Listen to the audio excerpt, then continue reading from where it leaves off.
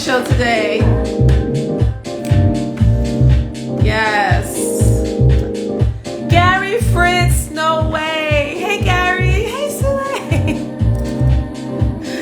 Welcome. Come on in the room, people. Hey, Cinta. I'm going to see you soon. Yes. Thank you guys for being here today. Yes, welcome. And if you can't stay for the whole show, you know I can archive it and come back later to it. So, but thank you for jumping in. Hey. Yes, I can't wait to see you, Zinda. Gary Fritz, the one and only. Yes. Hey, family.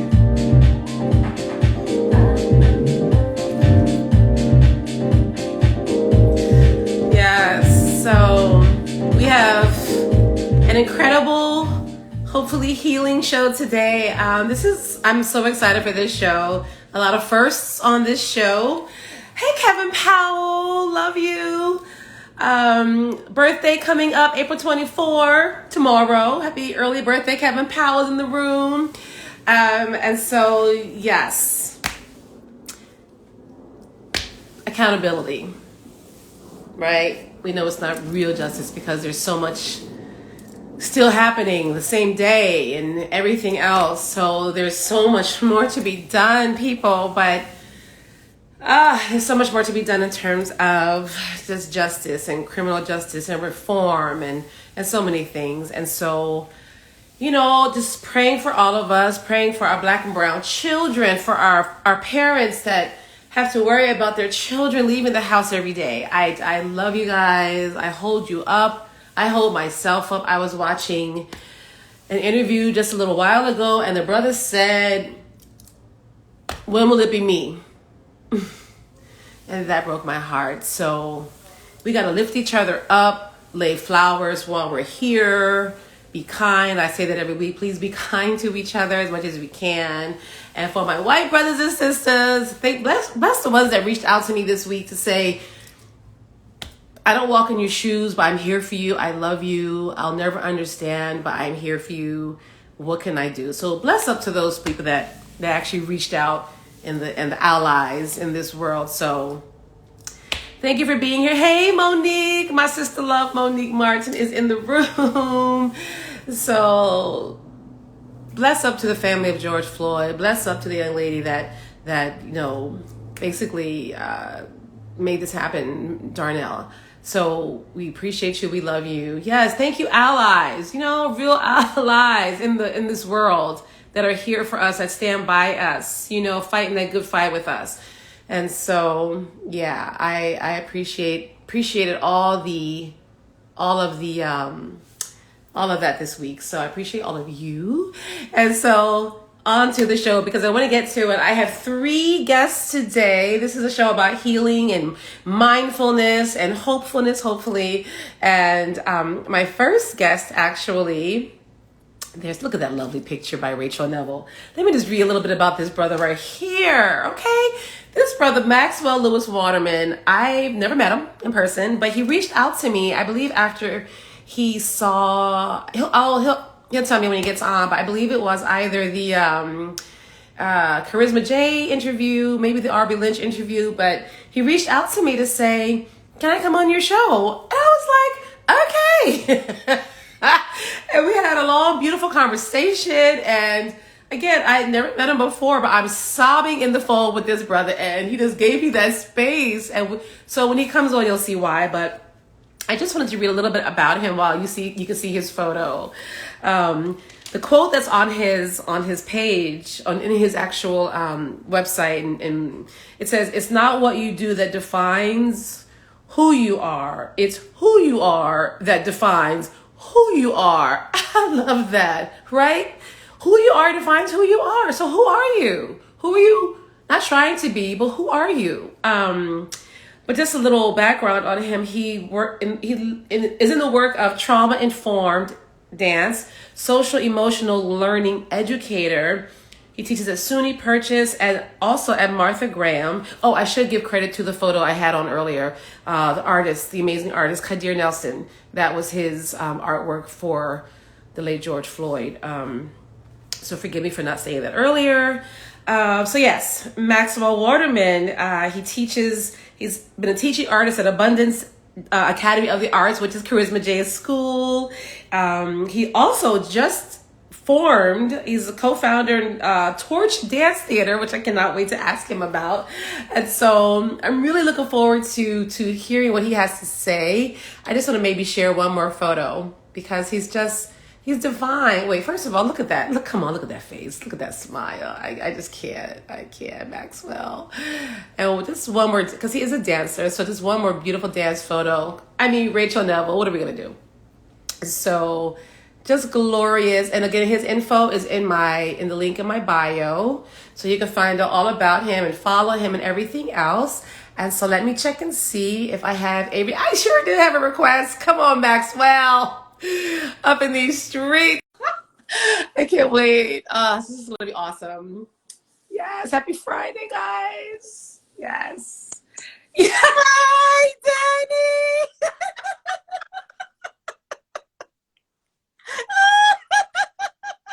I'm crying. I am blushing.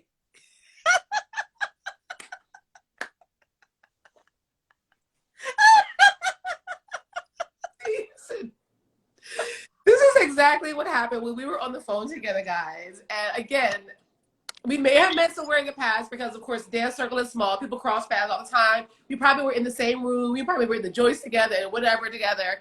But we've never spoken, really. And so for you to reach out to me, my brother, and say to me, can I be on your show?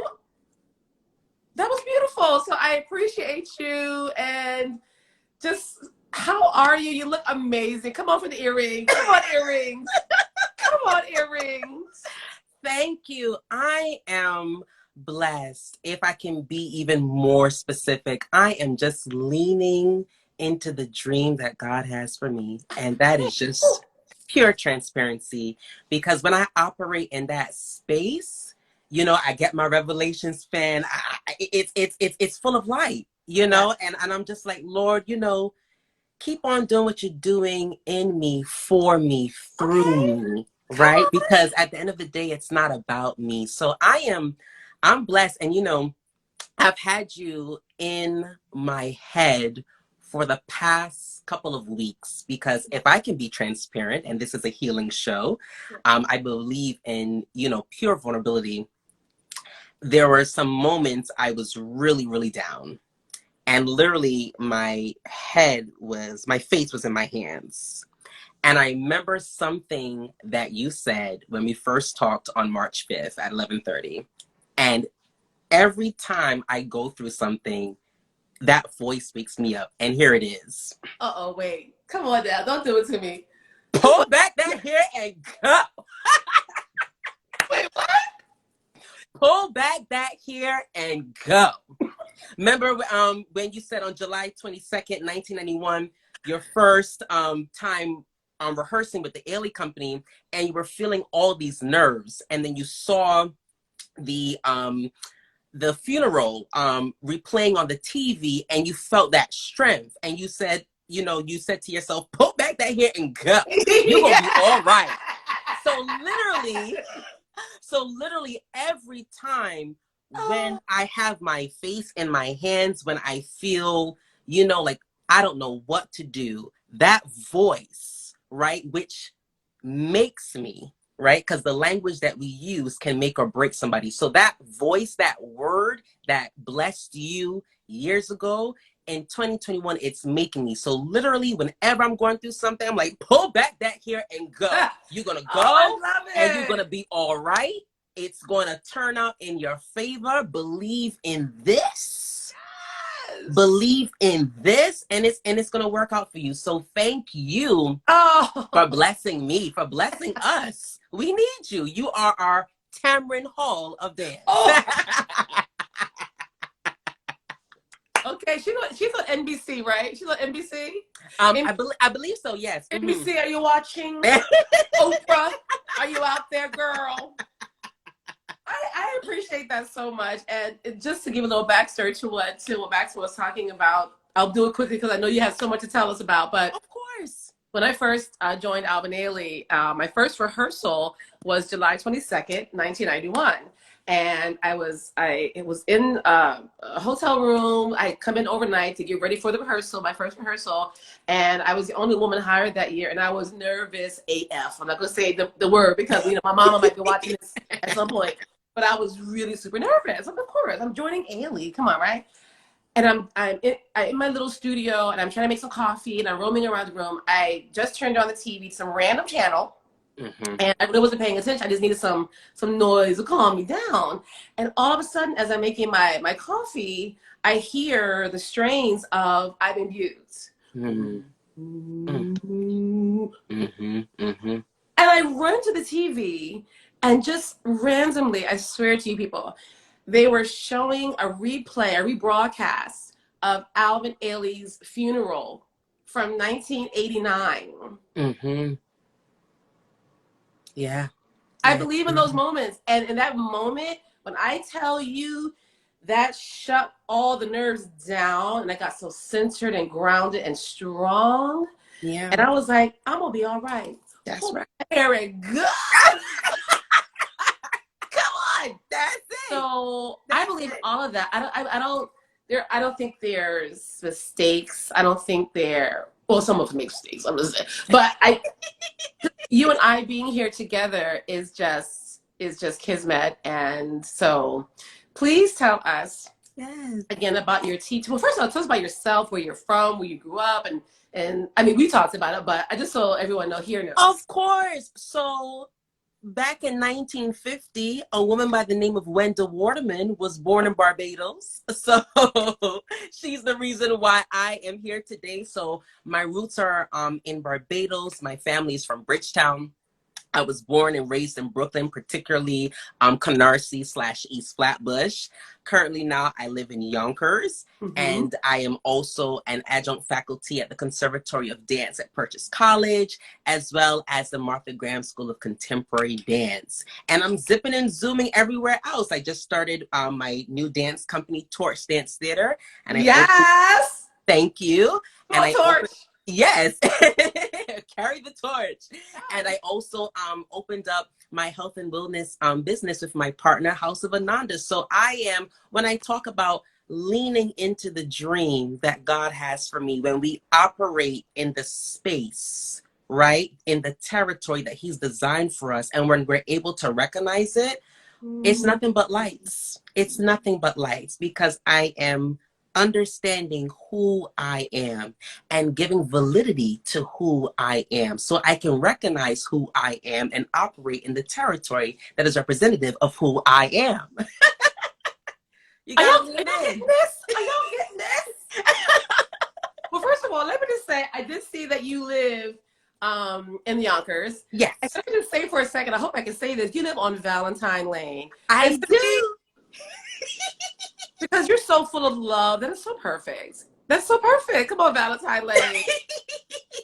But so tell us, and thank you for all of that, saying that word, that good word. Tell us how you embrace this teaching or embrace what you're doing now and with this work, the word trauma, because obviously we're all living in this moment in PTSD. We're all traumatized. I felt traumatized this week. Oh yes. Wow.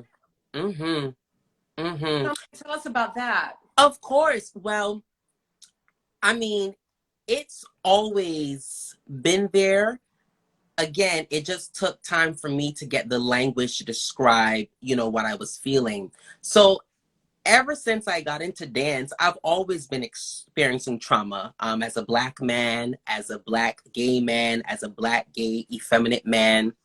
And, there's a unhealthy cultural practice in dance where we expect you to come to the studio as your best self, but yet we cultivate a space for students to feel like an abomination.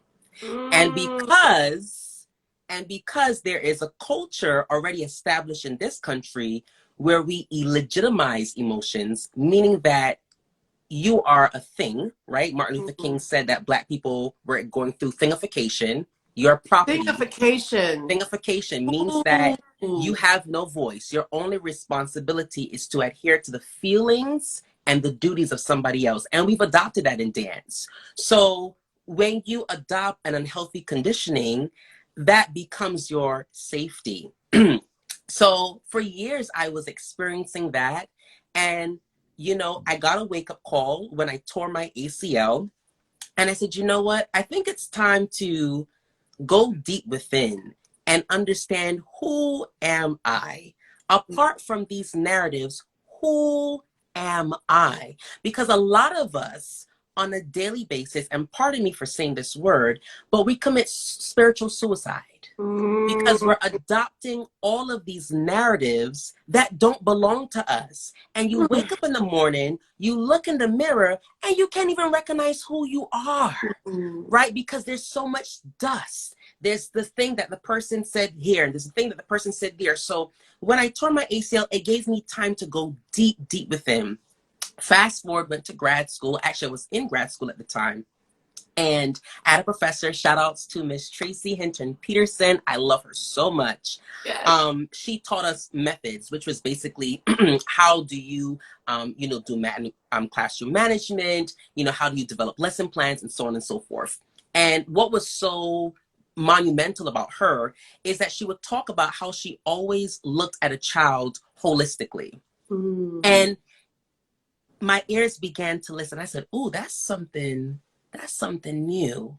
Talk to me more about that. Come into my office to talk to me more about that." Yes. And she really explained how when you have children in front of you, that you're not just seeing the physical child, but you're also experiencing internally what they're going through. Because in every child, there's a history. There's, traumatic history. There's nutritional history. There's sexual abuse history. There's so much. And, it really changes the language from us saying, well, what's wrong with that child versus what happened to that child.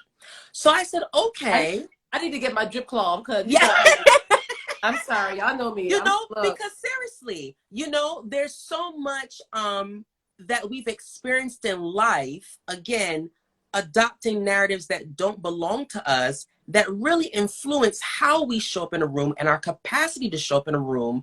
And if you don't have the eye, or if you're not willing to have the eye to really say, what happened to you?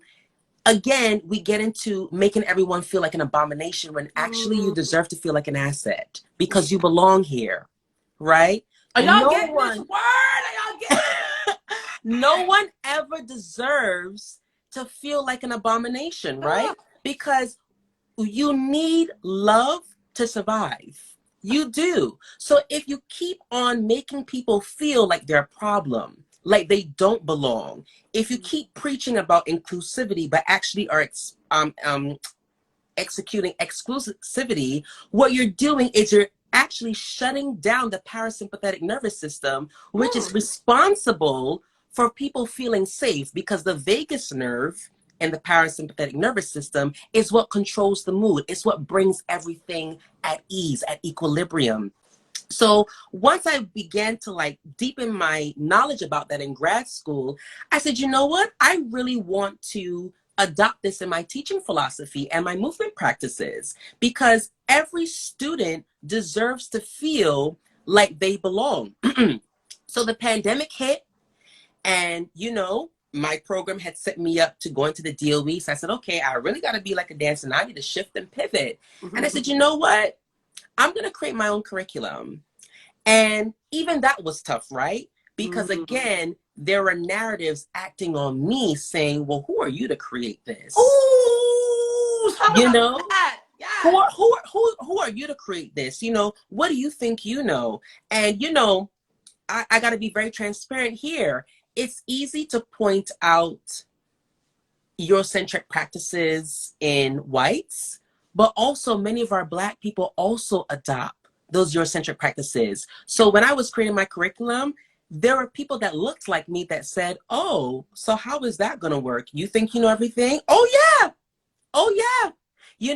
So I had to, as I was creating the curriculum to heal, it was also healing me and letting me know that, you know what? this imposter syndrome that was placed on me does not belong to me. That's Come not my on. ministry, Come right? on. I was given a spirit of power and love and a sound mind, not of fear. So I went ahead, I created it. It's called the Elevated Conscious Curriculum for Dancers. It's still in the work. I'm still revamping it. Say it again for us. Sure, the Elevated Conscious Curriculum for Dancers. And I'm currently revamping it. And you know, the mission behind the curriculum is to really help dancers flourish in using their voice and transitioning, or I should say, shifting our consciousness from this idea that the voice is just the body, but literally it's the larynx, and giving dancers the space to understand how to navigate their emotions, to build validity behind those emotions, and to really help them advocate for their artistry using those emotions so that they can go on to be whatever they need to be in life. And I make this very clear too when I'm teaching my students. I'm not training you to be a dancer. I'm training you to be a critical, conscious thought leader. Yeah. Because that's going to bless you wherever you go. Because another thing, which is traumatic, that, you know, many of us as faculty and educators feed dancers is that, oh yeah, if I teach you all the technique in the world, you're going to be set. And that is a lie. That is such It a is lie. a lie. Lie. It is Come a on now. lie. Yeah. You know, technique doesn't help you when you're down in the gutter and you have no sense of self. You need something more, right? So we need to help dancers not only, yes, build their artistic muscle, but also build their spiritual muscle, right? You know So what? that when you're in situations Yes. that you know don't honor you, you're exercising that muscle to say, you know what? I'm gonna stand in my no and I'm gonna stand for my yes. Right? Because that's really what it means to be a dancer, right? Yes. It's not only me having the capability to tell my story on stage, but honey, my life is the stage, and I need the tools to be able to show up as the star that I am in my life, whether it's in the dance studio, in my relationship, at my 9 to 5, with my family. You understand what I'm saying? So I really said, you know what? I there is validity around this, and not just for the students, but also for faculty, because I think it is so sinful for us to ask our dancers, you know, come to the studio and let go, investigate your craft. Yet we're not taking the time to critically reflect on how we are also using the studio as a playground for our trauma. Right. How dare you ask someone to give so much of themselves to the art form, yet you're not also giving of yourself to the art form by making sure that you're honoring their experience. Because that's what we love to say. Yeah. Dance is a reflection of the human experience. Well, if it's a reflection of the human experience, then every teaching practice, learning practice, cultural practice, pedagogical practice needs to honor the humans that are in front of you, and those are your students. Yes. So that's what my work builds around. Yes. You need, look, I'm throwing my shoe. You need your own weekly show, or just, no, really. This needs to be heard. This needs to be heard. I'm so glad that I'm able to have you on here, just to hear it through this platform, and I'll be able to share it and save it and send it out. No, really though. I mean, thank you. Also, I'm trying to look at the comments are flying in. Y'all talk amongst yourselves, okay? But I mean, we even talked about, to your point, you know, once dance is over, then what's left? You're a shell of a human because you can't dance anymore. And just like yourself, you know, when my career ended abruptly at the you know, young age of 27, as we talked about, I was lost.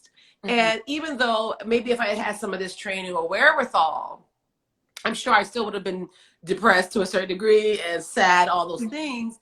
But I probably, maybe, I don't know, who knows? maybe I wouldn't have done some of the emotionally harmful things to myself that I did post dance, and ingesting things and carrying on. But I went through a deep depression because I lost my complete identity. You know, so talk about that. How do you talk to dancers, like say dancers that don't necessarily pursue a career in dance, or like us get injured, or how do you work through those emotions and those traumas?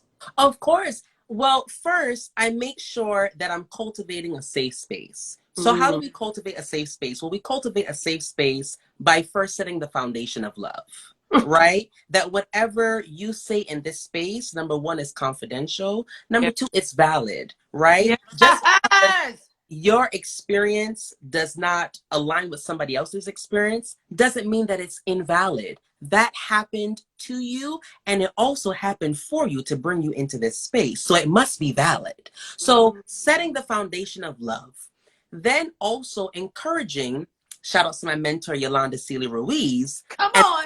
an archaeology of self, which simply means, how do I take the time to be intentional to excavate the narratives that are controlling me? So this is where we get into, and thank you for quoting my quote, understanding who you are. So perfect example. I was teaching a session at the Martha Graham School on a Saturday. That's when I teach. And I was asking one of the dancers, why do you dance? And she gave me all of these different adjectives. She's like, because I love to be happy, because I love to be creative, because I love to be free. So I said to her, if in the event that you couldn't dance anymore, do you think that you would lose that feeling to be happy and to be free? And at first she said yes. And then she said, no. And I said, well, why do you say no? She said, because I was like this, and then somehow it attracted me to dance. I said, I see, and that's the key, right? When you have an understanding of who you are, as long as I'm staying happy, free, and creative, sweetheart, if the dance door closes, another door is going to open up for me, because the universe is responding to the fact that I'm happy, I'm free, and creative. Look at yourself, case in point. You're a perfect example. Yes, something happened and it caused you to not dance anymore. But whatever is in your spirit, by you taking the time to know and come to grips with who you are, that's why you're on this platform. We've never had a breakdown of, oh, what is Danny's character? But I can tell from who you are today that there's always been a spirit of audacity. Because as a brown woman, to be able to honor how you feel and hold these conversations, which years ago in the 60s would have not been allowed, and you probably would have been murdered for it, for you to honor how you feel. I need you to sit in that for a moment. For you to honor how you feel when Black people were made as to be seen as a thing, for you to honor how you feel and create content off of it, where you're giving people the permission and affirming them that they can give themselves the permission to speak their truth, that lets me know that Danny, since she was little, always had an audacious spirit, which led her to dance for Ailey, dance for Philadelphia, and sing for Sister Sledge, and now be in this space where she's an advocate. So that's what I'm talking about. You know, when we take the time to know who we are, for those of us that feel like, you know what, I don't know if the dance route is for me, I don't know if this other route is for me, get to know you. Who are you? And once you get to know that, you will be blessed. Absolutely. You'll be blessed. Oh. Take a break. That's right. Let it out. Yeah. Let it out. Because I mean, ugly crying on a Friday afternoon. I need for us to understand that, because so many of us are so lost. And I mean, you say it all the time too. I mean, I remember being in an undergrad and choreographers yelling at us saying, you know, why don't you know who you are? And who are you? And I need you to speak up. And it's just like, well, because the technique is not enough to let me know who I am. There really needs to be moments of conversation. Mm-hmm. And that's my number one thing that I have a problem with us as educators. If I know something, Mm-hmm. I'm going to pass it on to my students. Thank you. You know, if I have the ability to help with archaeology of self, come see me after class. I got 5 minutes. Let me pour into you for 5 minutes. You know, let's go a little bit further. Again, back to this fallacy, right? That, oh, once you learn all the technique in the world, you'll be in a company. But yeah, the reality is that some days you may not have a lot of money. But if Maxwell Waterman knows about financial management, come see me after second period, 10 minutes. You know what I'm saying? That's how you pour. That's how you pass the torch on. Yes. You know what I'm saying? So yes. we have to cultivate this space where we are doing all this co-generative dialogue. That's what it is, co-generative, meaning creating the space together where we are helping everybody know who you are so that they don't have to make the same mistakes that you and me made, Danny. Thank you. Yeah. Yeah. So, yeah. You know, I had my niece, actually, Madison. I'm so proud of her this morning. She's going in college for social work at Widener, and she's graduating soon. Congratulations, Madison. Yeah, right. She's going into her master's program next month, and she did a presentation this morning, and seeing her in her element, like I mean, they live in Maryland, and I just hadn't witnessed it, and seeing her in her element and her truth, and blah, blah, blah, blah, blah, blah, blah, with her head wrap on, and she was like, and her lashes and things. I was like, yes, Madison. I posted a photo of her earlier on my page, so if you guys go back and look at it, please give some love. But and one of the things she did also say was doing this work and realizing the generational trauma, but also the fighting against the stigma of giving truth to your trauma and speaking to your trauma or depression or mental, things. And so that's what drew her to the work, because, in my family, we have some mental things happening, and that's what drew her to the work, and wanting to step away from that trauma. When you need help, seek that help. And it's okay. It's okay to speak, to be vulnerable. It's just Black women, we talk about this a lot in this program, that strong Black woman fallacy. Yeah, we're strong, but we're also, we're vulnerable, we're soft, and we're not allowed to be that. And even this week, again, not to, go too deep down that political rabbit hole, but with Ma'Khia Bryant. Yeah. I saw on one of the videos or the cams was that one of the officers who was trying to administer aid, he said, "It's okay, ma'am." She's 15. Yeah. How is she a ma'am? She's a girl. Yeah. She's not a ma'am. And that hit me so hard. And again, we're not allowed to be, girls. We're not allowed to be, vulnerable and soft and have our full range of emotions as Black women. And just, so, yeah, that hit me really hard. So in dealing with dancers, and especially dancers of color, then how do you step into not only dealing with your own personal trauma, but in the world's trauma, the things that are put upon us literally every day, the microaggressions and everything else? How to navigate that while you're still dealing with your own stuff? Well, for me, and I can only speak for myself, I always make sure to define, redefine, and mandate my spiritual maintenance plan.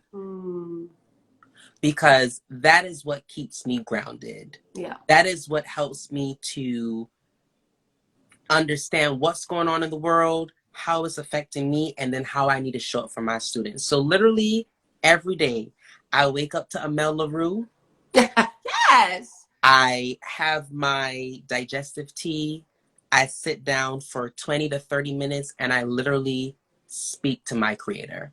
I have my candle lit and I just keep pouring out gratitude. Thank you for everything that I know that you're doing for me. And always, wherever in me needs to be edified, edify it. Because I have this understanding that everything that I'm doing is not for me. You know, and in order for me to show up for my students, I need to decrease me by increasing me so that I can show up for them. Yeah. And I'll say that again. Decrease me, meaning that my ego is not at the forefront, and my ego doesn't get at the forefront because I'm pouring into myself that love that I would have wanted to have so that my students can have it.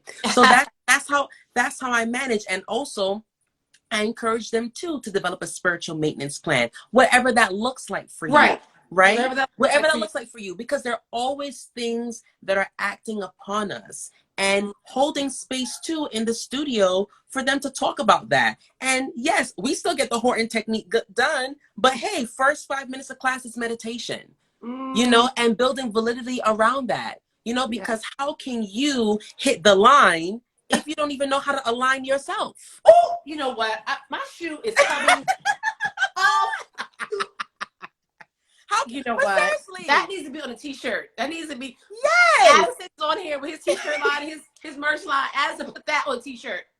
But seriously, how can you hit the line if you don't even know how to align yourself? Come on, right? You know, in order for you to show up as your best self, you need to be pouring into you. I mean, Danny, you know this. Doing Cry. Oh my goodness. First of all, it's 16 minutes long. And also, too, you're being taken through a journey of what Mr. Ailey had in mind, taking into consideration, you know, everything that his mother went through because it was a birthday present for his mom. And you're experiencing that while also dealing with what you're dealing with. In order for you to get through that, child, there needs to be some kind of woosah that is going on in you for you to be able to give to yourself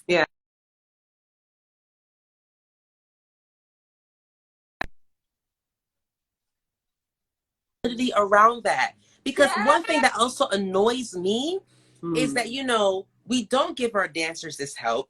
They struggle, and then when they reach the top, we always want to show up, right? Like the parent that's never been there before, but you get a lot of money. Like, oh, hey, how you doing? No, you don't get to you don't get to take part in my success. No. Right. So yes, spiritual journey is so important. And that's why I'm happy that you're having Sasha and Kendra on next, because yoga, that's one of the things that we you know, we need to build validity around, you know. Yes. So to that point, and thank you for mentioning them, because yes, they're coming up next. I got other guests, y'all. Please tell us, and thank you for all of this word. I mean, really, I want to have you back on because we could go on for another 2 hours. I would love to. I hope you guys are loving this, because I am loving this. It is filling me up, especially after this week. And this was already scheduled. I didn't just say, oh, this thing happened this week and let me get these guys on. This is again, the universe alignment. And so please tell us, first of all, House of Ananda.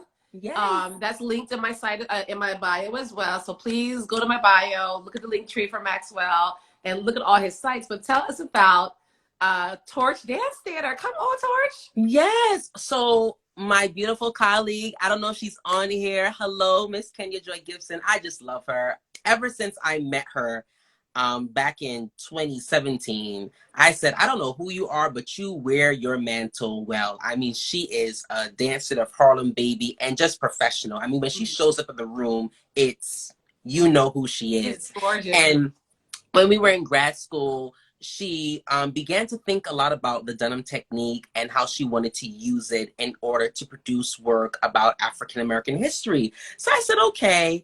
And what I loved is that, you know, she's so creative. And sometimes she was like, can you see this? And I'm like, yeah, I can see it. You just need to go for it. Yeah. So cut to the chase, pandemic hits, and she called me at midnight on a Friday night, and she said, you know, can I tell you something? I said, sure, tell me. You know, girl, it's 12 o'clock. You waking me up out of sleep. Might as well tell me.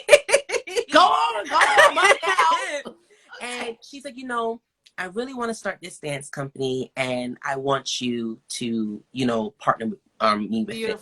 And I said, sure, I would love to. So The mission is to really provoke a conscious thought in African and, the Black diaspora history through storytelling, movement that, is based off of social commentary. And right now we are holding auditions in June. So June 27th from 1 to 5:30, be on the lookout. And already we've produced two main works. The first work is Honor, which is about our ancestors that went through the Middle Passage. We filmed that at Jacob Reese Beach in Queens in August 2020. Nice. And the second work that we've done is Rebirth, which was filmed back in December. And that basically is about self-discovery.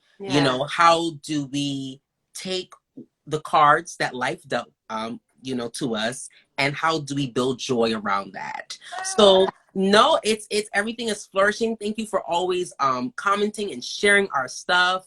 We're doing pretty well. It's a lot of background work, as you know. Sure. But yeah, we're zipping and zooming. So be on the lookout for Torch and follow us on YouTube, so Facebook, and Instagram. Right. That the phone call story actually reminds me of the story with after MLK was assassinated, and at like 1 a.m. or something, called Cicely Tyson, I think Harry Belafonte maybe, and was like, come over. And they came over, and he started dancing of Harlem. Just in the middle of the night, I gotta do something. So, I mean, even with this platform, I started this in COVID, as we know, and I had to do something. I mean, what am I doing if I'm not going to help? What am I doing? And it's beautiful. What's my purpose? Oh man, listen, I could talk to you forever, and I'm so thankful that you came on today. We are going to be lifelong brothers and sisters. Yes, I can't wait. My new sister friend. June 27th is the audition. Yeah, June 27th, which is a Sunday, from 1 to 5:30 p.m. It'll be in Brooklyn. We have a flyer that we are currently finishing up, so I can send that to you as well. And yes, we're looking to see who can embody, humanity. Yes. That's what we're really looking for. Yes, technique is there, but who can really embody the humanity? Everybody got technique now. Exactly. Before Maxwell goes, does anyone have a question for Maxwell before he dashes off into the lights? Yes. Just really, let's give us a quick question if you want. But so Torch Dance Theater, you're still teaching, and you're in Yonkers, and so it's a beautiful Friday night. Do you have any plans with your boo? Yes, well, my partner and I, who started House of Ananda, we're going to be going on a date night to Sushi Bar, and then after that, we'll be watching the finale of RuPaul's Drag Race to see. Okay, that's it. I love it. Well, I don't see any questions, so honestly, serious. When is his old weekly show starting? Y'all heard it here first, y'all. Y'all heard it here first. It's funny that, who said that? Oh, Lonnie. Hi, Lonnie. Oh, shout outs to Lonnie. He just became the new chair of New World School of the Arts, SOTA. I believe it's in Georgia. Congratulations, Lonnie. Yes, come on, shout outs. I've always been told I belong on television. It's my dream to be a keynote speaker at the Essence Empowerment stage. And if I can be even more bold, it's always been my dream to be the director of a conservatory. So, who knows? I can't wait until fruition, and we'll have this recording to say, child, remember what we said? My friend Monique just asked, do you teach wellness classes to non-dancers? Well, through House of Ananda, yes. So feel free to follow our page. Tomorrow, actually, we have a trauma-informed yoga 101 class where we use certain language techniques and safety techniques to help you do movement for your own body, honoring your own experiences. So yes, please join House of Ananda. Yes. Yes. And again, the House of Ananda link, the Torch Dance Theater links, all of that is in my link tree. Because actually, I think I linked your link tree to my link tree. Yes. So it's my bio, but Maxwell's also tagged in all the photos, so you can find him easily if you don't follow him already. So, brother, I love you. I love you too. Thank you so much. Thank you so much, Danny. We're gonna You meet up have a this summer. blessed day. Yes, you too. You too. Thank you so much for this. Appreciate you. Take All care, right. my love. Bye, y'all. Oh my God. What? Come on. Maxwell Waterman. Wasn't that a word? That was a word. It's okay. I got so hyped. My necklace broke. I don't know if it broke. Come on. That young brother is going to lead us out of this. I'm telling you. Right. Yes, Ilani. So my next two guests are, well, first, Kendra is a long time friend of mine. We've known each other since 2001, and Kendra Jackson, also known as Donovan's mommy, and I was there for the birth, is let me see. I have notes here. I'm just so overwhelmed by Maxwell. Is he amazing? Come on, is he amazing? So let me find a photo of Kendra so I can calm down. Okay, church, right, Monique? We needed that word this week. We needed that word right this week. So this is Kendra Jackson, Donovan's mommy. I love calling her that.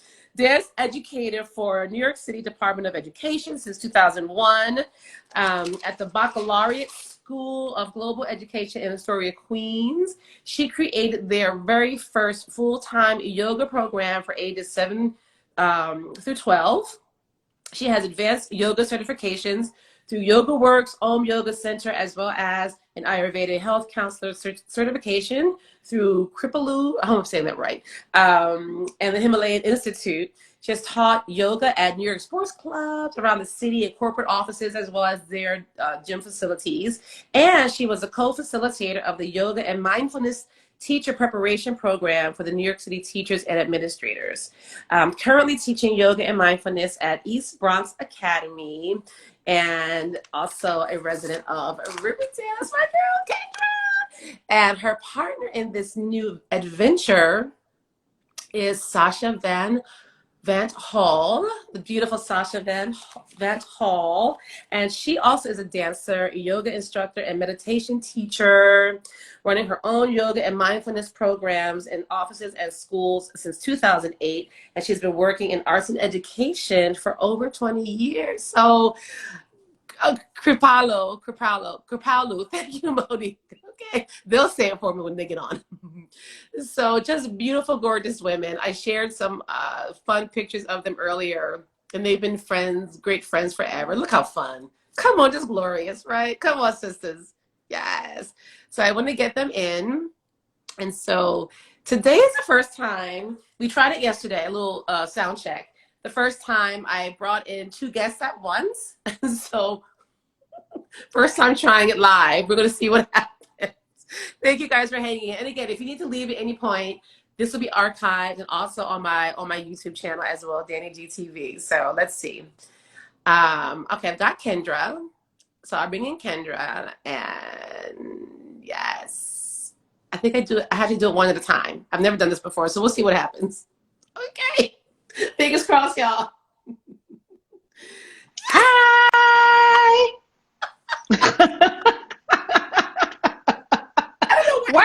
Why does everybody crack up when they come on? It's like we did it. You know what it's like a Jack in the Box. Bing! We're here. Yay. How amazing was Maxwell? Oh my God. Okay. Yeah. All right. So this is Kendra Jackson, and let's go for Sasha. Yes. What happens? Fingers Oh crossed. my God. Fingers crossed. All right. Go live in the room. Yes, it's gonna work. It's gonna work, y'all. Okay. We're gonna do it. We're gonna do it.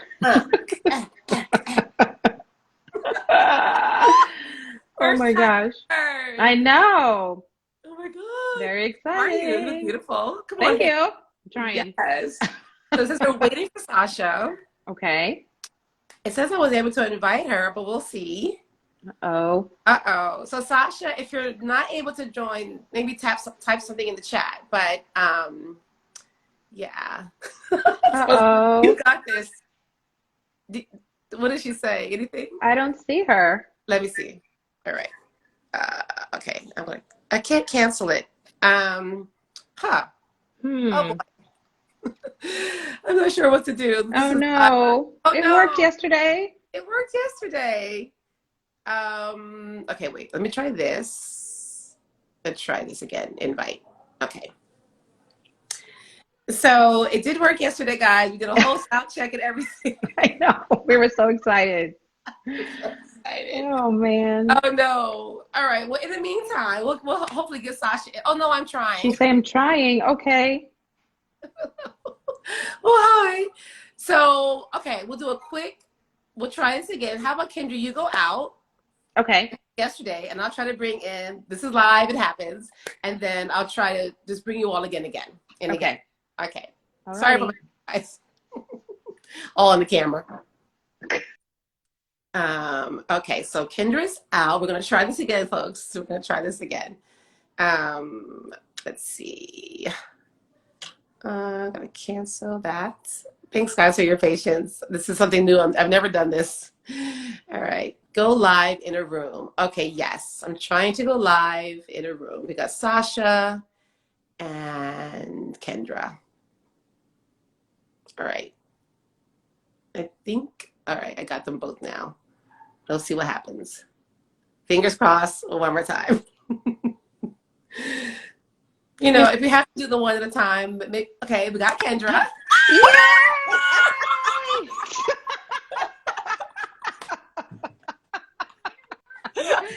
Oh my God. Just cackling for 10 minutes. That's I was sweating. Hey, Rachel. Look, guys, I am sweating. I was like, okay, Lord Jesus, goodness. please. Yay, it worked. Oh my God. First time ever, dannIGeeLive. Yay! Woo! Yay. This is Kendra Jackson and Sasha Van Hall. Beautiful. Hello. Friend. Yes. Party in the house. Hey, party in face.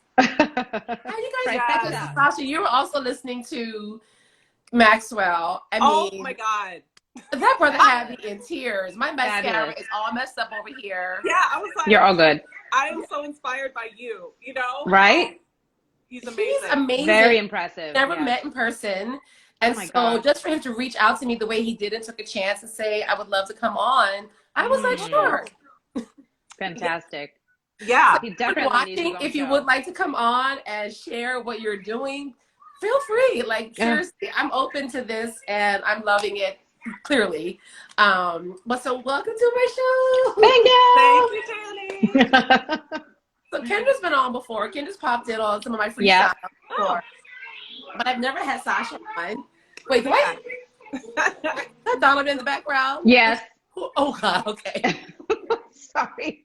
Donovan's mommy. I need Donovan's mommy. Donovan's mommy. Yeah. So I wanted to ask first, I'll start with you, Kendra. Just, you know, I know you're a dancer, but one of the things I did read is that you got into yoga because you had an injury. You had a hamstring injury. Yeah. So talk about that.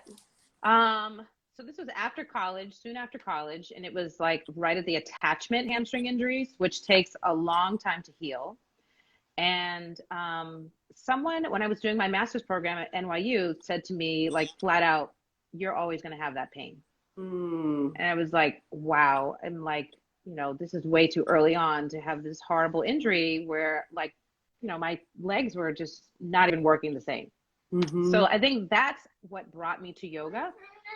And I remember having gone to a class, I started with Bikram and just learning how to use my legs in a different way, because we're told not to grip when you're lifting your leg as a dancer, but I didn't know how to draw my quadriceps up, not to grip and hold, but to use them in a different way that I wasn't pulling against the attachment of my hamstring. So it was like a tremendous help just to learn how to use my quadriceps in the right way. Right.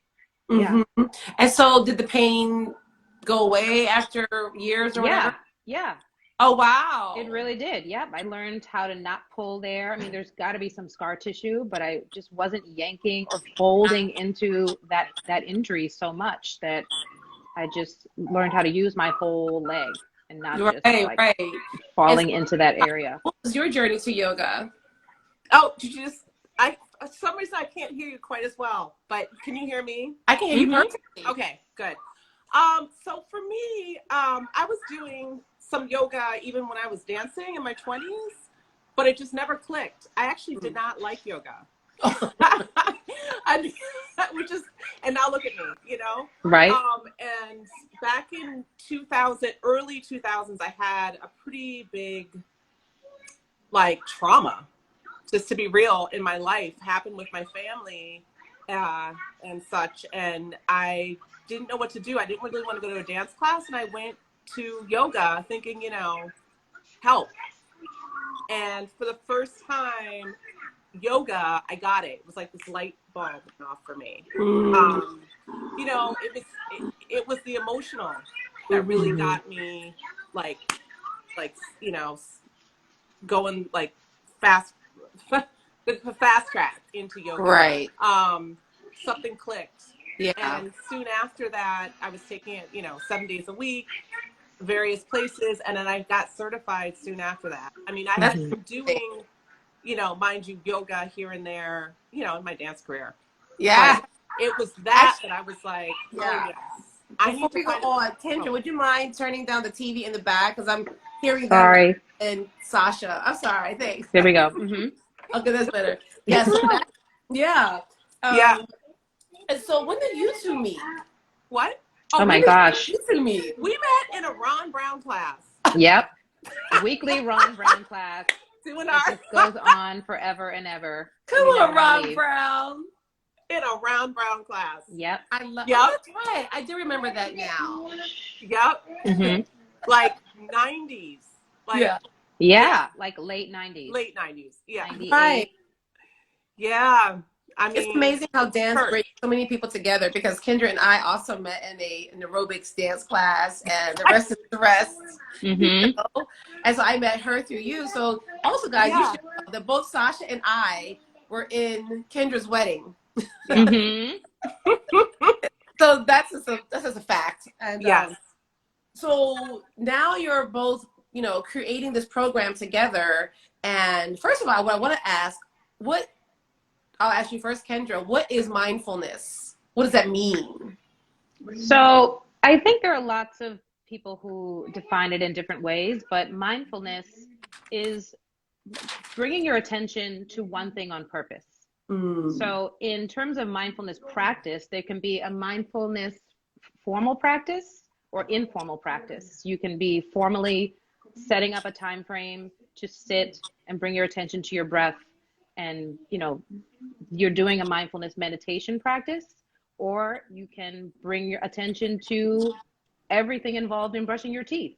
You know, the sensation of the bristles, the taste of the toothpaste, how you're standing, like, are you looking at a certain place, and just seeing what's happening in that moment, bringing your attention to whatever activity that you're doing purposefully. You know, my guest last week, I guess, said something similar about being really present in every moment. So that's similar, right? Yeah, definitely. In the moment. And for Sasha, is that the same for you? That the same sort of thinking with what mindfulness is? Yeah. I mean, I was saying to Kendra earlier, we prepared for we're just thinking about what to say. There's a lot of ways that you can talk about mindfulness, actually. There's not just like this, like, you know, fortune cookie, like little thing, but I'll just add my little piece. I would say mindfulness for me would be about learning how to be in the present moment and being aware of your thoughts and noticing your thoughts and being able to know that you always have a choice about what you're thinking. You know, that's what it really, again, clicked for me, is realizing that you are not necessarily your thoughts, you know, and that's a huge, and that's something that, you know, I think for both of us, we would love to pass on to the youth. You know, my God, if I had realized that as a teenager, not every little fleeting thought I had to be followed. Right. Okay. Especially the negative thoughts. Exactly. You know, we talk ourselves down from opportunities, or, you know, poison our own thoughts about ourselves so much, and we do our own damage to ourselves at times. Oh, yes. Thoughts. It's just a thought. you know? Mm-hmm. I mean, not to say some thoughts are very important thoughts, you know, to have and that you should follow. But, so, Kendra, when you started your yoga program in Queens, and though it was the first time for that school, but had yoga been introduced to schools prior to? Oh, yeah. Yeah?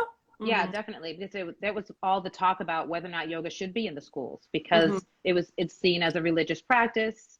Are you bringing in Hinduism and Buddhism and, you know, no, we're not. We're teaching like how to align your body, how to breathe, how to move and breathe and have that be aligned, you know, just how to take care of yourself, using it as a self-care practice, learning how to rest. Because some students or people and, you know, adults sleep and they don't wake up not feeling rested. Yeah. And students are stressed and anxious and, you know, literally asking for that time at the end of a yoga class, asking for more of that resting time. We had 70-minute classes at the baccalaureate school in Astoria, and they would ask for Shavasana for 70 minutes, which is your last resting pose of a yoga class, where you're just lying down, eyes closed, maybe an eye pillow, or, you know, and they wanted more time to rest. So they realized how important that was. So what did it take for both of you to push through that resistance of, this isn't something creepy, we're not trying to like make you, you know, call victims, to bring these teachings into schools? What did it take to convince the school system or your schools that you were teaching in? Do you want to say? So wait, the question is have we been in schools that we've been very resistant to yoga? Yes. Okay. So me as a teaching artist have, you know, gone to so many different schools in New York City over the years. And some of the schools have very much welcomed it. The administration that has not, I've had to, you know, convince them. They would actually have to witness my class often, or I'd give them like a little demo session to show them that I'm not trying to convert anyone into a religion. And we're, I'm sorry, this is, you can be Christian, you know, Jewish. It doesn't, this is about breathing. This is about connecting to your body. This is about, I'm sorry, I just felt like people would really go there with that. Like, really?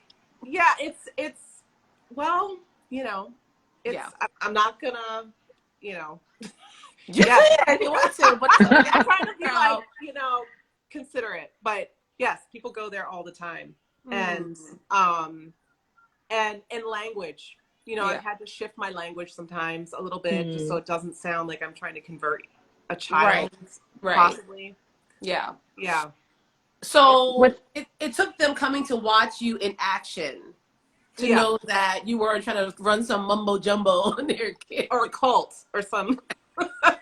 And what did it take for you, Kendra? I really didn't have very much resistance at all.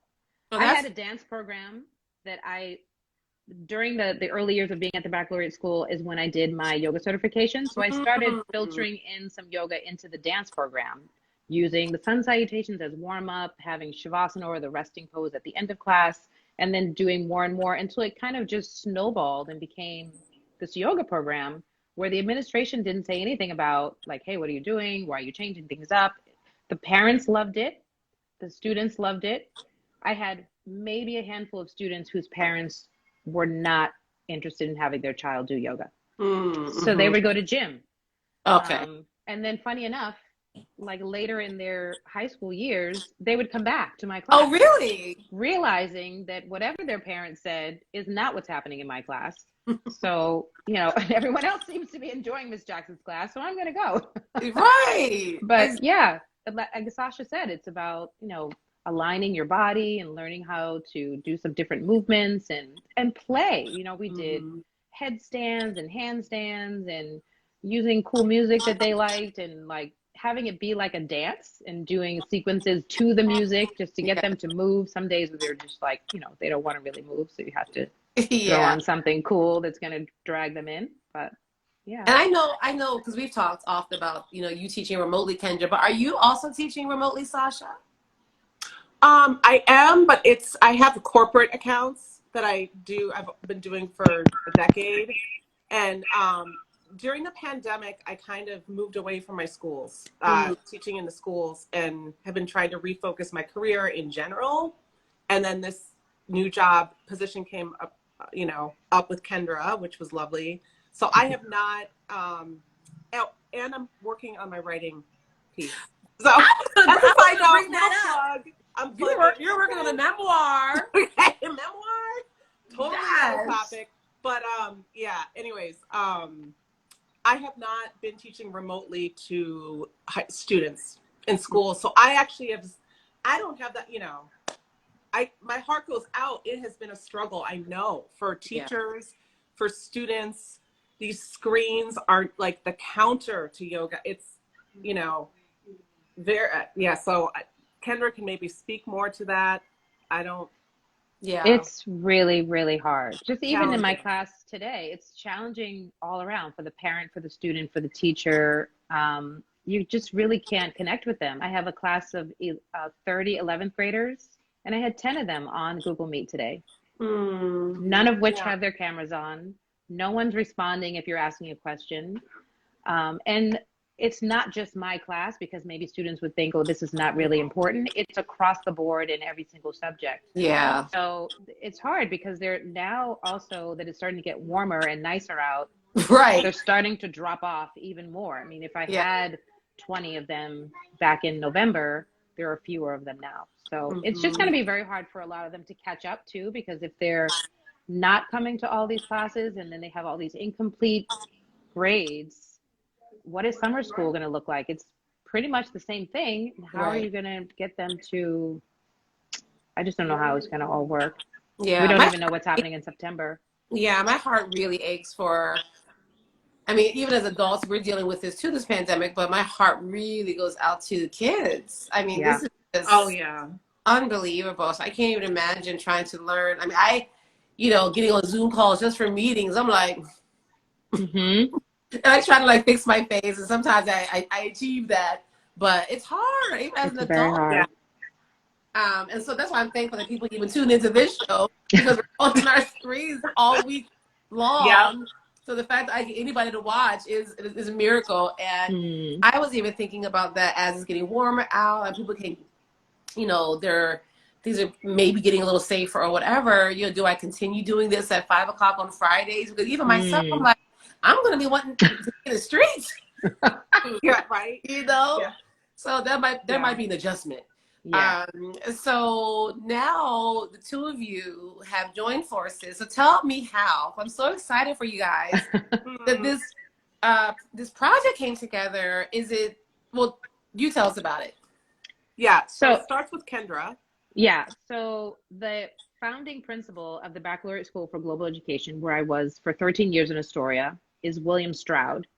And he reached out to me. It's funny because his wife was he was trying to contact me via Facebook, and his wife, I'm friends with her, and she said, Bill's trying to reach you. And I immediately thought, he's opening a school. Like I knew that was why he was reaching out to me, and that's exactly what was happening. So he mentioned to me that he would like me to join his curriculum writing team on the arts curriculum, which sounded very exciting and scary at the same time. Like, how do I begin to write a curriculum for a brand new school? I've been doing my own thing for 17 years in the schools, but this is a new venture in the South Bronx. He wants me to draw from the community in terms of music and art and dance. And so he mentioned that I could bring in someone else. And I immediately thought, okay, it's got to be Sasha, because she and I have been on the same path for a long time with dance and now yoga and mindfulness and meditation. So I figured she would be the best person to join with. And it's been great just bouncing information off of each other. It's really, I think we chuckle about it a lot, that how easy it is for us to be like, that thing, and I forgot about that. And it's been really nice. Will it be trademarked? That's something to think about, Kendra, because I mean, own your shit. Oh, absolutely. I mean, and let me just piggyback on that. Like, working in teaching artist organizations for 20 plus years, I have written so many, curriculums, and this is talk amongst teaching artists. And there are many brilliant teaching artists, you know, very professional.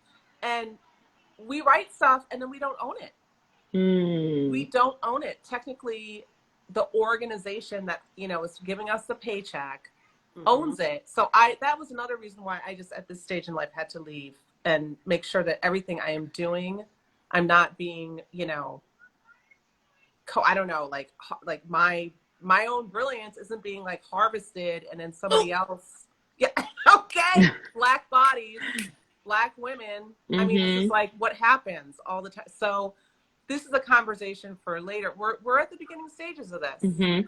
You know, I mean, it's intellectual property. Like, you don't own the term mindfulness. You don't own it, but this is your curriculum. This is your intellectual property. Exactly. And how many times have we heard where people get offered, say, positions at organizations or institutions, and they'll say, okay, well, in order to apply, can you come up with a mock curriculum?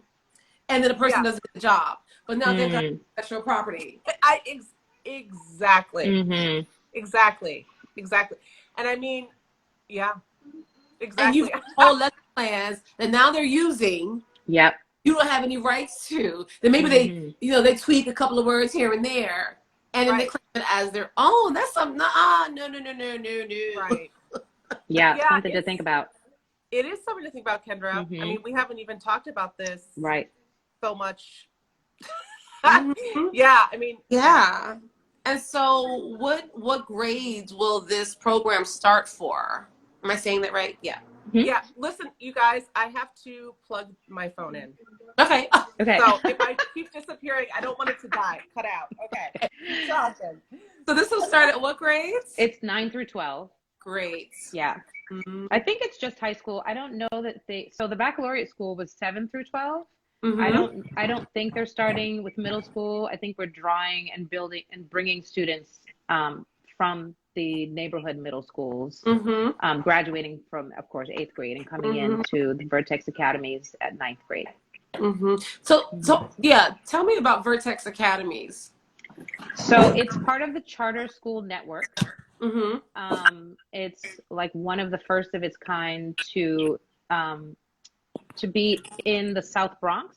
It's opening in 2022.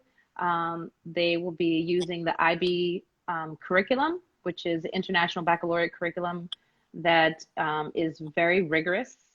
So they're trying to prepare students who are graduating from the 8th grade next year and prepare them over this summer for this type of curriculum that is like inquiry based and lots of problem solving. They want them to be, Bill especially wants them to be very good readers and to like comprehend what you're reading. You know, a lot of students will just read because they can read fast, but they don't actually understand. Right. You know, so yeah. And also, like, you know, as we talk about children too, like I get that this is, you know, a new program and all for 9 through 12, but I feel like with all the stimulants and all the access to, come on, I mean, technology and laptops and phones and video games and all this other stuff, and it's out in the world, what could you suggest to parents? Like, you know, you have a young son, you have a, you know, Donovan's, what, is he gonna be 5 this year? He'll be 4. Don't rush him. Please, oh my God. 4. I know. But I just feel like, you know, our kids are exposed to so much younger and overstimulated, and you know, what can parents do for their children that age? Well, I mean, even starting the morning with just a little seated practice or gratitude practice, or, you know, playing it, doing, you know, there are lots of different yoga cards. Woman that I know, Kristen McCrary, has a great little kids yoga deck that actually has pictures of little brown kids, which I had to buy myself. But just spreading out some cards and having your kids pick a couple to do in the morning with you. Have it be like a little partner practice, or doing something before bed to calm their nerves and slow their brains and prepare to sleep. We don't prepare ourselves to sleep. We just think we can turn off our devices and go to bed. Yeah. And your brain is just reeling, you know, and you're so exhausted, but you can't slow down. So just filtering in some simple things can be really helpful. So with the new school, so back to the school though, with Vertex, right? Will you both be working there as well, or is just you're just putting in the curriculum? So we're developing a curriculum for both the dance and the yoga and mindfulness for the school. But then both Kendra and I will likely be in charge of, well, if we want, you know, to hire. I don't think that either of us will be teaching there as full time, you know, for different reasons, of course, because and this is going to be the first school of many, maybe or several. We're not sure how many, so it's possible we'll go on to a second school and write the curriculum for that school. And so this is a curriculum that essentially could be nationwide at some point.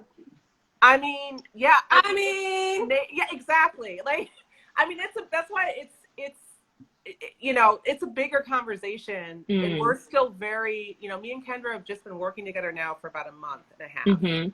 We are babies in this, and it's exciting and it's fun because, you know, we get to kind of dream up our ideal programs for, you know, and correct so many things that weren't there when we were coming up. Just like I was thinking about what Maxwell? So much of what he said, I'm just like, I'm that, you know, that's exact, you know, yes. So, I need to bring him back once a month just to give a word. I know. Like, he just like testify, throw him my we get a lot of parts for that. Yes. my chacleta. Yeah. That's so incredible. But you know, obviously as me working in the presenting world and contracts administration, all these things, I mean, why not early in the game of it just seek legal consult to say, that's true. You know, once we do this, and it is going to blow up because people need this kind of mindfulness, and this world is insane. This country. So it couldn't hurt to just say, as you're dreaming big, should this go nationwide? Right. How do we protect ourselves, and how do we keep our claim on it? Sorry to say, monetize it. I mean, you're right. I don't always think about, because I'm like, oh, that's so distasteful, or like the money part of it. But that's real. It is very real. No, and we got to correct our thinking on that. Yes. Worth for our own worth. Ooh, yeah. Say it again. Yeah, it's worth. We matter. Yes. And we've been in the game a long time. Like, we're not newbies at this, you know? We are not newbies. I mean, you know, and also, I mean, we're speaking more about yoga and mindfulness, and I love, again, so much of what Maxwell was talking about, but the dance curriculum that we're working on, too. We've been trying to, like, decentralize whiteness in it. You know, that is, like, my passion right now. Yeah. And you know, continue to have more conversations with other people to figure out how, you know, how it needs to be, in my opinion, a lot of it needs to be torn down and built back up from the ground. Absolutely. Because, anyways. It's interesting, speaking of that, the centering whiteness, there was an article that came out a few weeks ago about the, you know, the ballet body. And you see it in the New York Times and how in the pandemic, I'd love to. Dancers are developing maybe a different relationship to what that looks like. And, you know, so, and again, not to discount these particular women's feelings or what they're going through or how they're feeling, because of course, as elite ballet dancers, there is that thinking of what a ballet dancer body should look like. And so, you know, maybe in COVID, they've gained 5 pounds. I'm like, girl, try 20. Right. Okay, right here. My jeans go home this weekend. I'm like, shit. So, but part of that though is so what is a ballet body, and centering around this aesthetic that doesn't fit what we all, you know, collectively look like differently. So there's that. So it's an ongoing necessary conversation. But absolutely, I encourage you both to, I mean, it's a business. And someone said to me last night, I'm so glad you said we've been in the game a long time. Someone said to me last night, because I was having my own little moment of, well, maybe this isn't right for me, or something, something, something, or I kind of downplayed she was like, girl, stop it. Right. She pulled me right up by the nape of my neck and was like, stop it. You've been in this game too long for talking about that. Yep. Stop it. Mm-hmm. So I appreciate having people in my life that can share that thinking, that business mind, because I don't always have a business mind. Neither do I. Not at all. Yeah. Or even what to ask for sometimes. Right. Yeah. I'm starting to learn, Mm. Yeah. Yeah, I'm starting to finally get it. You need to advocate for yourself. Yeah. And especially people that look like us. Mm-hmm. You know, I mean, no, and it's surprising. I'm like, it's I can't find words as much. I'm like, I'm still a mover by nature.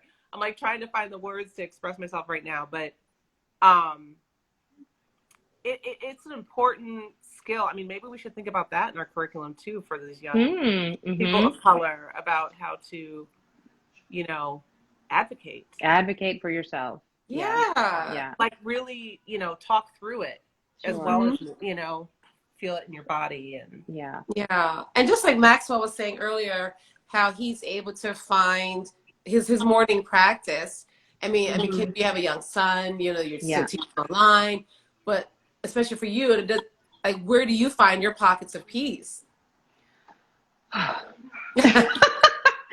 It's challenging. I think my pocket is now in the building at the school, because there aren't so many kids there, and I'm typically in a room with my computer by myself.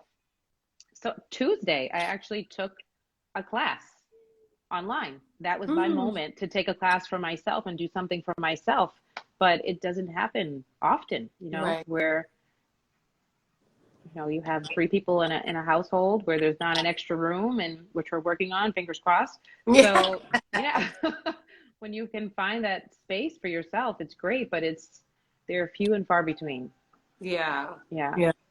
So do you think that maybe like trying to find, a ritual, even in all of that busyness, is possible at this point? It's possible. Like, even in the Ayurvedic practice, there's a whole morning routine. So I try to stick to some parts of that, like getting up and, having your lemon water in the morning, or before you even do that. And if anyone uses a tongue scraper out there, before you brush your teeth, and then oil swish. And then, there's a whole set of things that I could very easily do as my own personal self-care, but it's not necessarily in like a way of like sitting meditatively and having a moment of quiet. I'm still doing. And a lot of time I just need to not do and like sit and have a moment for myself. Just be. And luckily, I mean, for you live in such a beautiful area. You're surrounded by green, and that's wonderful, And for you, Sasha, like, do you have like, your moment of peace daily, or what are some of your rituals? Yeah. My strongest ritual is my morning practice, actually. I do not have a child. For that reason, I'm kind of lucky. So I have the time, I can get up, and I've built up to 20 minutes. So I do, that is the one thing, rain or shine, even if I'm traveling, 20 minutes first thing in the morning, in front of a window, in front of my little shrine. And I follow, just this year, I started following a solstice. So like, a meditation that a good friend of mine actually does every 4 times a year. And so I add that to kind of a mantra as well for that season. Yeah, I mean, there's lots of other little things that come in and out for, several months at a time, but 20 minutes in the morning, start my day, that's, if I could like leave one thing with anybody, it's like even just 1 minute in the morning. I'm trying. Yeah. 1 minute. Hard for me It doesn't have to be up to slow my brain down. Yeah. And it zigzags all day long, and even at night. And I'm also guilty of, as soon as I wake up, grabbing my phone. Yeah. Yeah, that's What's the news? What happened today? Oh, totally. Yeah. Who's on Instagram? What's going on? I'm so guilty of that. Yeah. What's a habit? It is a habit. Even when when Yeah. I'm at John's on the weekends, you know, Yeah. he'll bring me a coffee with my phone, and it's like, Exactly. That's your Say, meditation. do not bring me my phone tomorrow. You're not going to do that. Just the coffee. So hard. I know it's so hard. But you can do it. At night, I like to shut my brain down at night. You know, did I do this today? Did I return that email? I mean, I'm getting better at I'm getting really good at not looking at emails on the weekends. Oh, okay. That's really That's good. Yeah. Or even if I do peek at them, I won't respond because I'm like, it's my weekend. Or if I'm on vacation, it's whatever. But that's tough. And so what do you guys hope to achieve with this program and with your students? Zinda, you can do it, Danny. Okay. What do you guys hope to achieve with the program besides hopefully taking it worldwide? We have a visitor.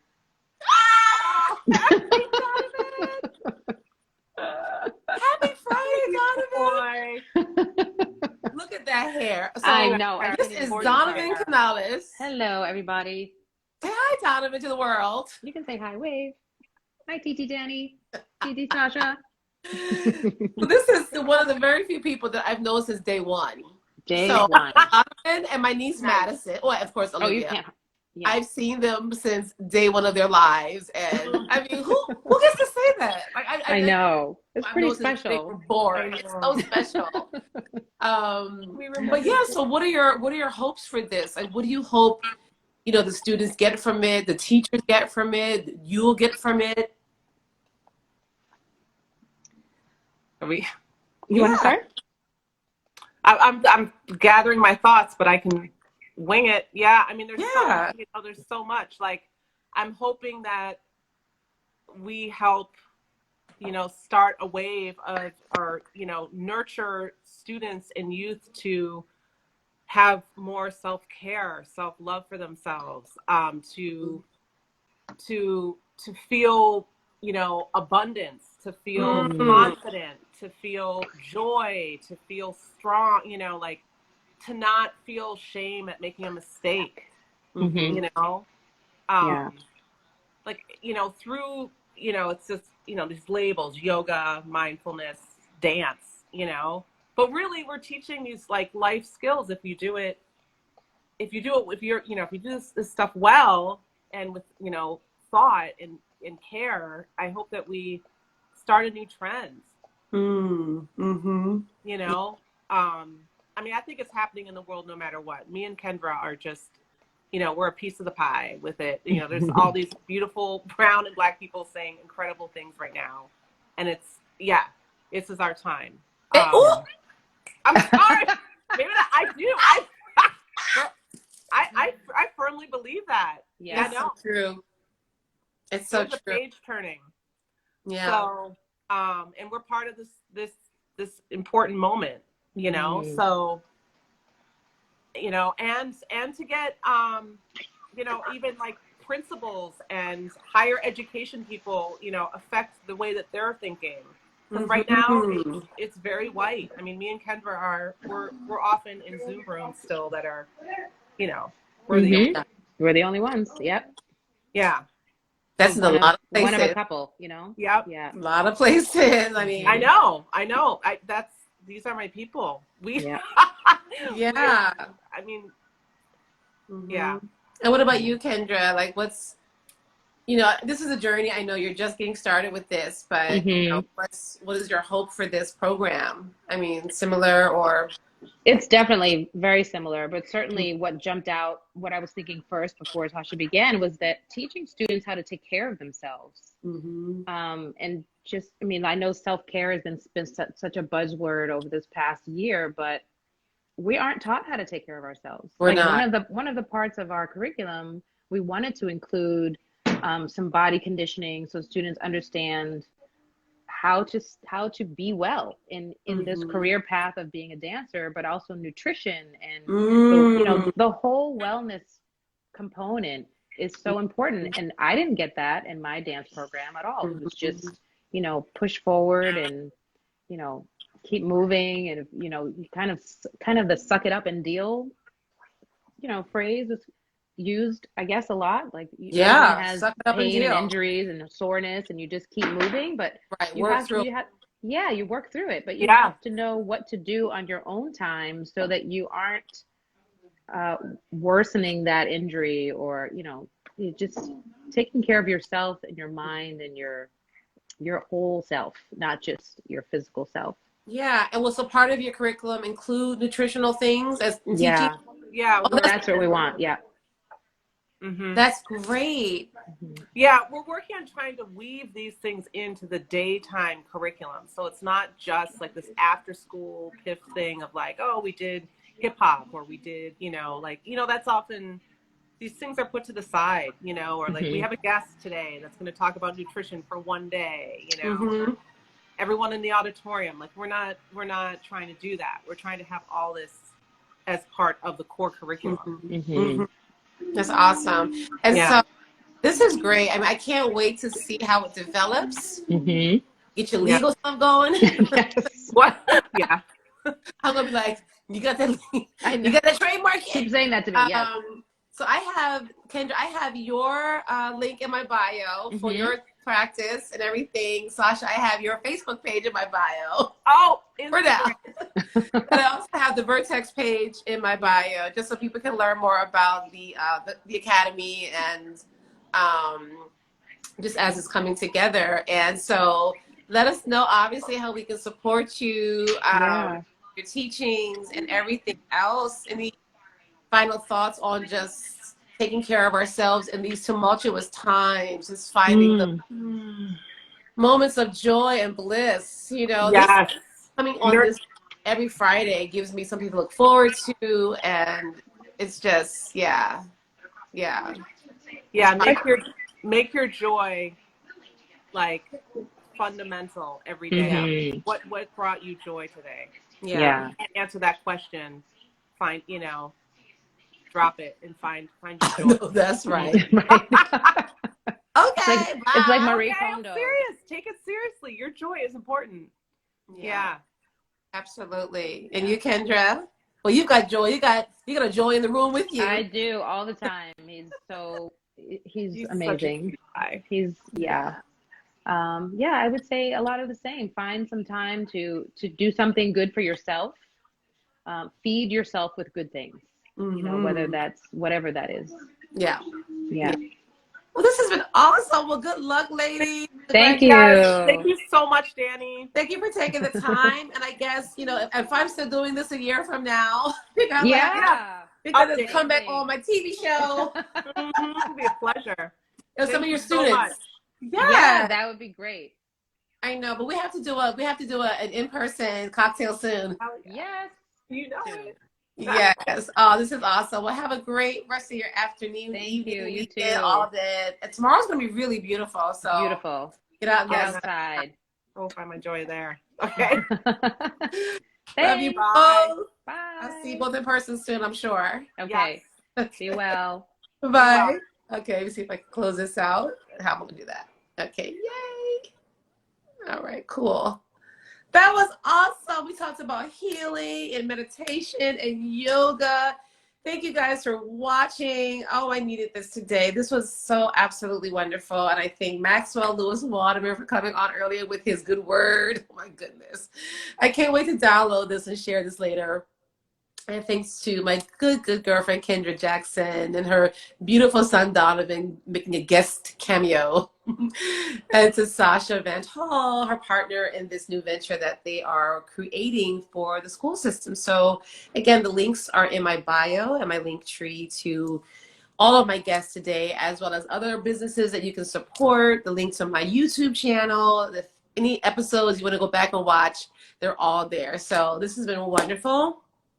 My guest next, yay, thank you, Auntie. Oh my God, so awesome. I think Em was in the room too earlier. I think I saw Emily.